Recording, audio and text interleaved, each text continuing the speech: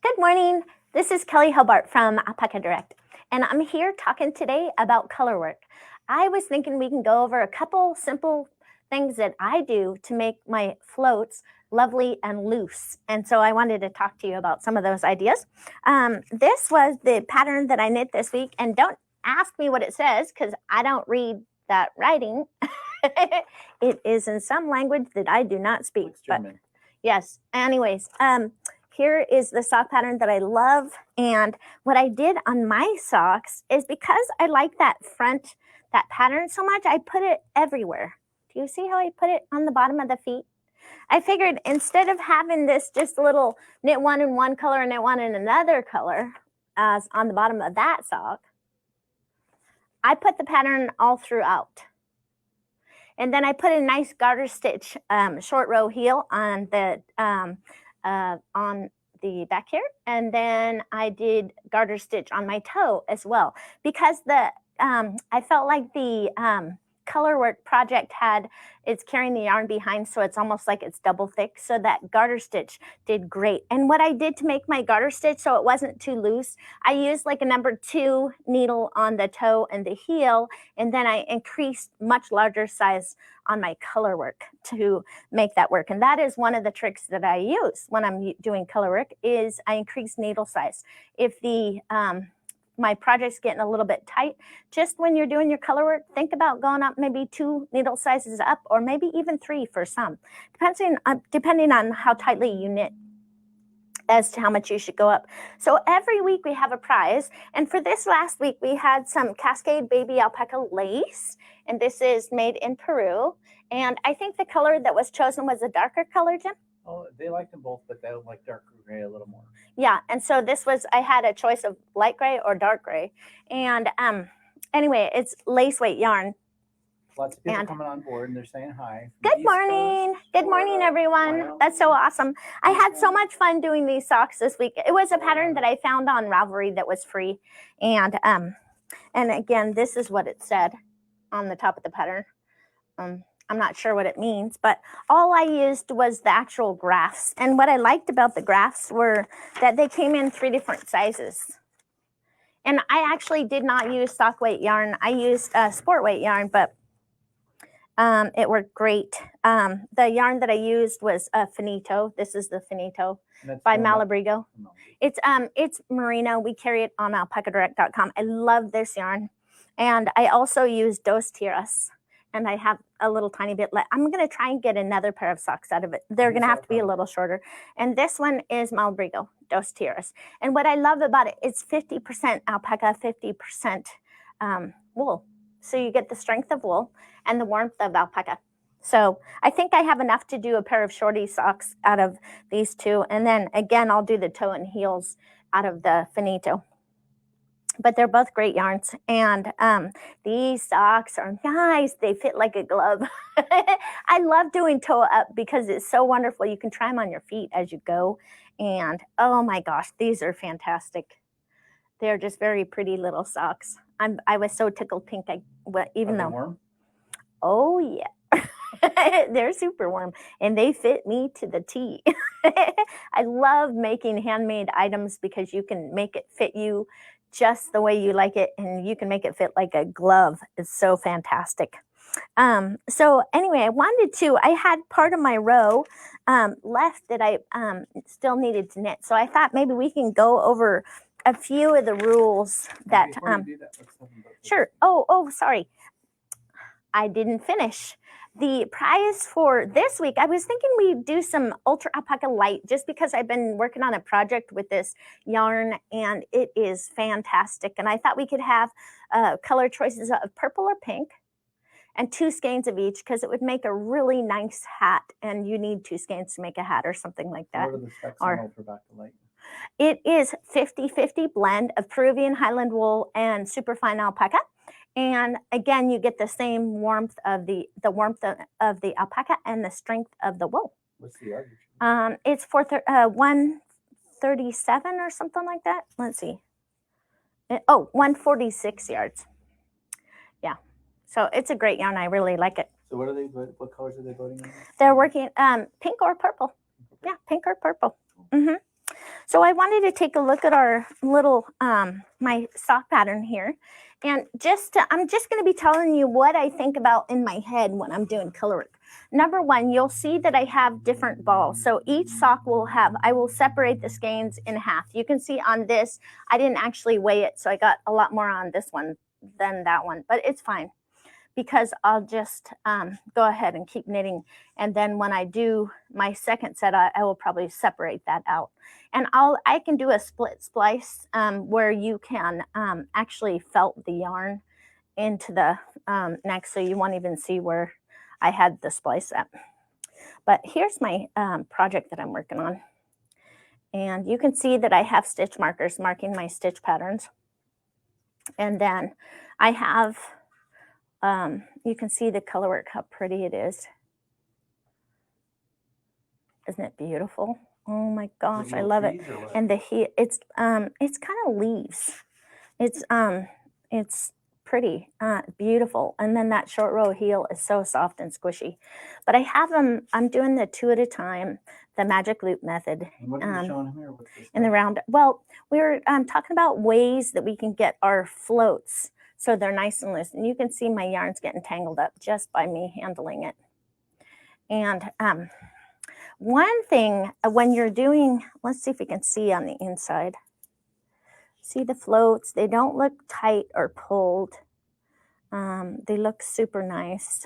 How do you get tight floats? Like how does it get messed up? Usually people go like this and they squish all their stitches together and they're knitting really close.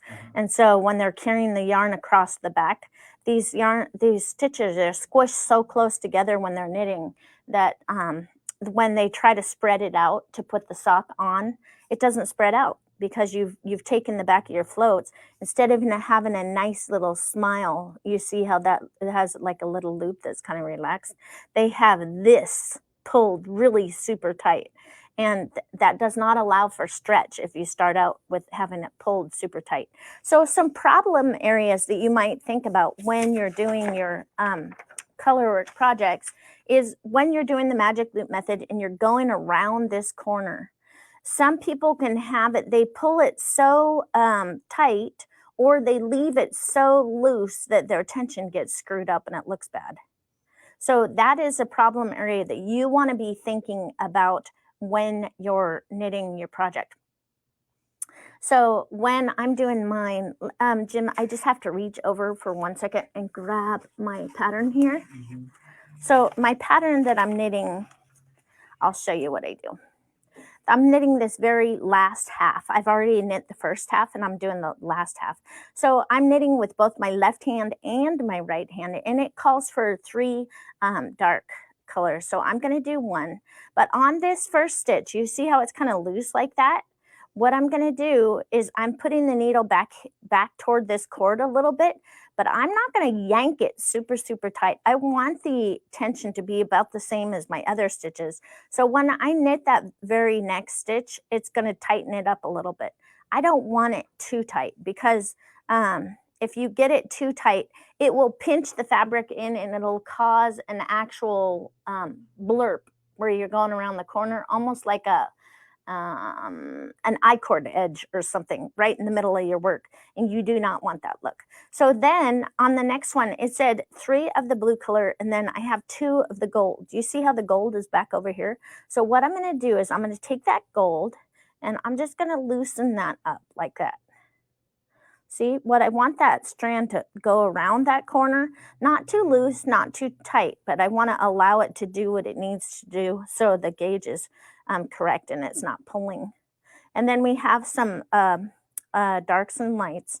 And again, what you see me doing a lot is I put my finger in between a lot, but not on these because I have so I have 2, I have those 3, and then I have 2, and then I have to do 1 more.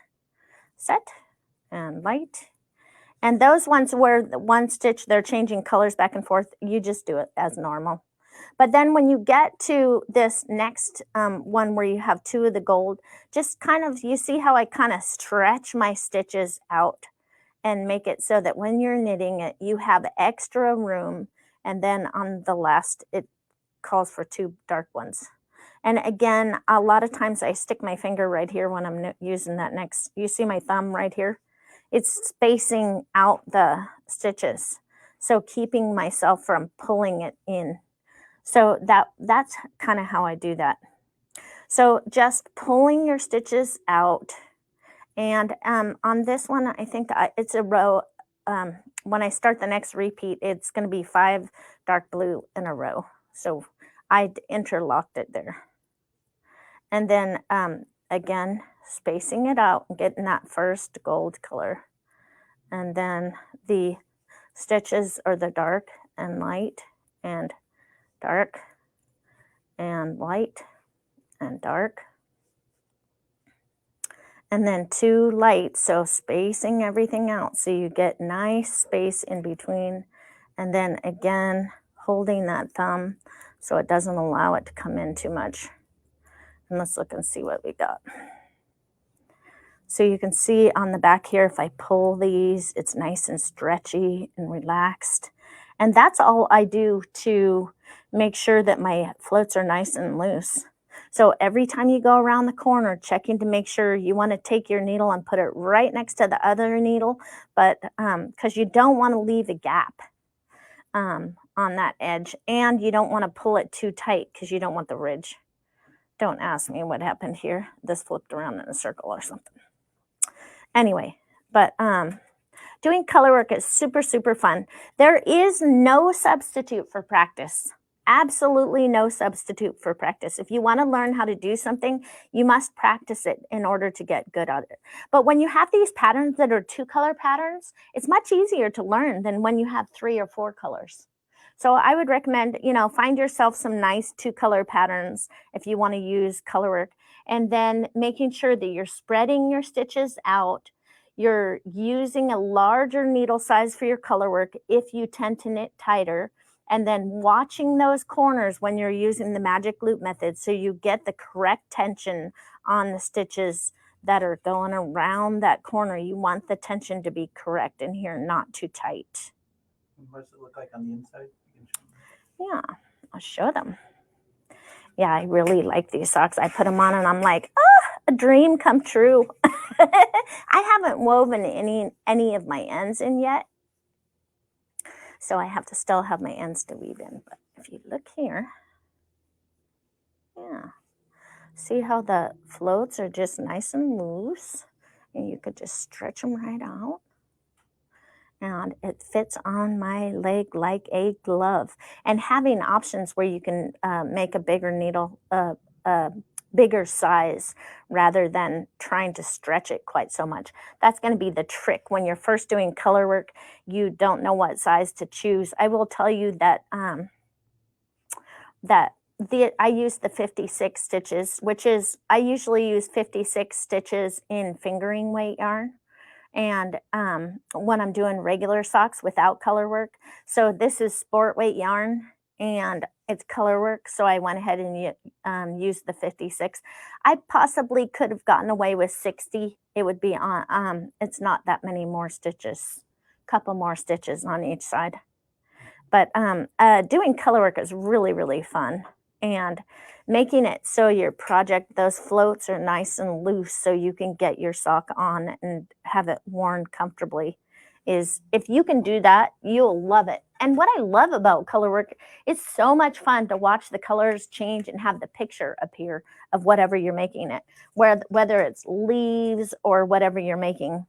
Having that color work show up is fun. I could do it all day. Actually, sometimes I do, huh, Jim? Mm-hmm.